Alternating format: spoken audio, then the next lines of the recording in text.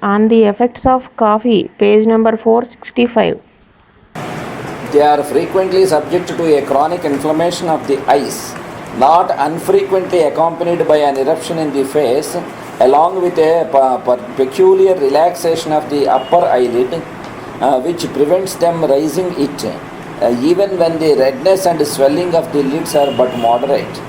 This kind of ophthalmia that often lasts for several years, making them frequently lie upon the face with constant peevishness and crying, or conceal themselves in a dark place where they remain lying or sitting in a stooping posture.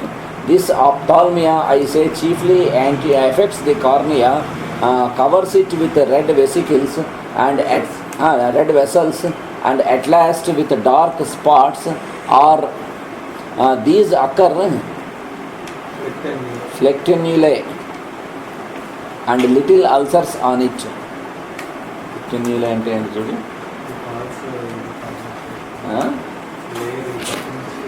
false layer, and little ulcers on it that often eat deeply into the cornea and threaten blindness. This ophthalmia and that rattling at the chest and the other ailments above described attack even infants at the breast who take nothing but their mother's milk if the mother indulges in coffee and inhabits a closed room.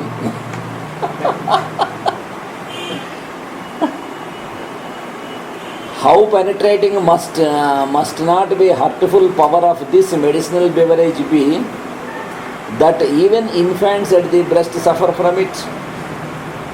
After children, coffee acts, as I have said, most injuriously on the female sex and on literary people whose occupation is sedentary and confines them to their rooms.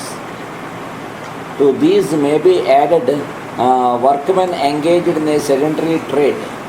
The bad effects of coffee are, as I have mentioned, most effectually diminished by great activity and exercise in the open air, but not permanently removed.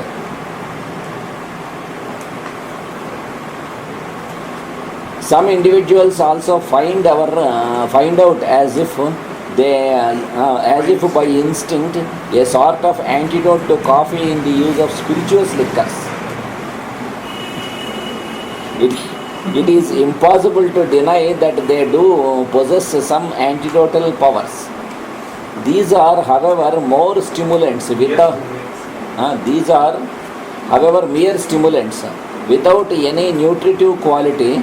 That is to say, they are likewise medicinal substances which, when daily used as articles of diet, produce other injurious effects, and yet are unable to prevent the hurtful action of the coffee from taking effect. What they cause are artificial ameliorations of the vital functions, followed by morbid effects, though of a different, more complex nature. Leaving off the use of coffee, it is by no means easy to do away with any inveterate habit of using coffee. I first endeavor to convince my patients seriously of the urgent and indispensable necessity of discontinuing its use. Truth grounded on obvious experience seldom fails to produce conviction, almost never when it is urged from the philanthropic heart of a physician who convinced himself of the goodness of his cause. He is thoroughly penetrated by the truth of his maxims. Nothing will then prevent their receptions.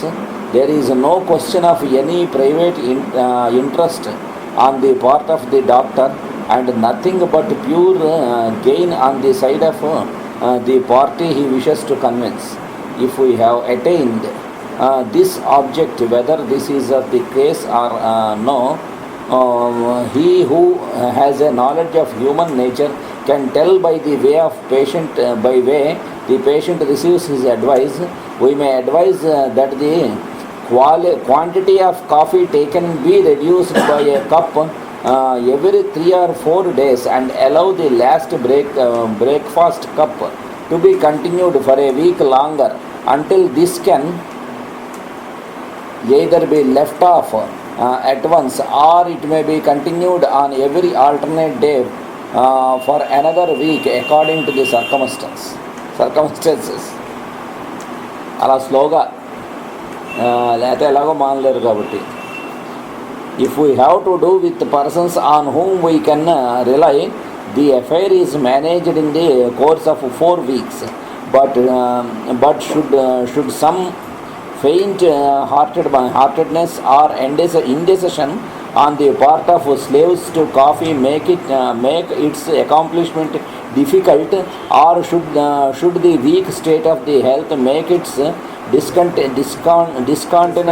discontinuance be too severely felt, we would do well for every cup of coffee we take away to allow a cup of tea to be drunk until in the course of a week nothing but tea, a similar but lesser evil, is drunk. But this, as it has not had time to become a habitual beverage, may be more easily diminished until at last nothing more of the sort is taken, but only a couple of cups of warm milk for breakfast in place of coffee or tea.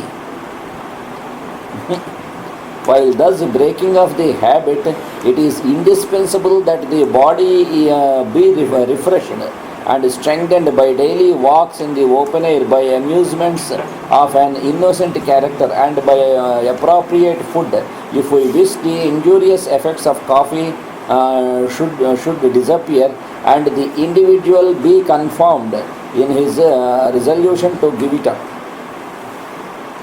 వాడికి కూడా అది మానేయాలనేటువంటి స్ట్రాంగ్గా ఉండాలి. అది మ్యాథ్స్లో చాలా క్లియర్గా చెప్పేవారు. And if all goes on well, it will not be a bad place for the doctor or a friend in his stead to assure himself from time to time of the true convention of his patient, and if necessary uphold his resolution when the force of example in company seems to cause it to waver.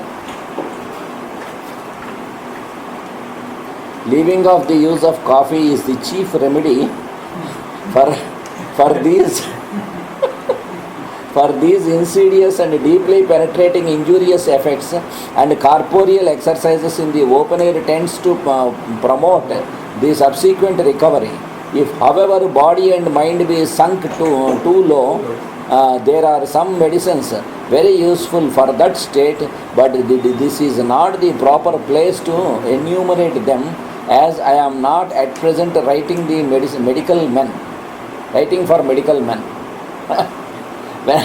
When I describe the daily use of coffee as very prejudicial, and when I shew from observations and experience of many years that it relaxes and withers the energy of our body and mind, some may retort upon me the appellation medicinal beverage, which I must unhesitatingly bestow upon coffee. Medicines are surely wholesome things, says the uninitiated. They are so, but only under certain indispensable conditions. It is only when the medicine is suitable for the case that is the wholesome. Now no medicine is suitable for health, and to employ a medicine as a beverage in the ordinary healthy state is a hurtful procedure, a self-evident contradiction. I prize the medicinal powers of coffee when it is appropriately employed as a medicine, as much as those of any other medicament. There is not superfluous in God's creation. Everything is created, for the weal of mankind, particularly the most powerful things to which class coffee belongs in an especial degree. But let the following facts be borne in mind.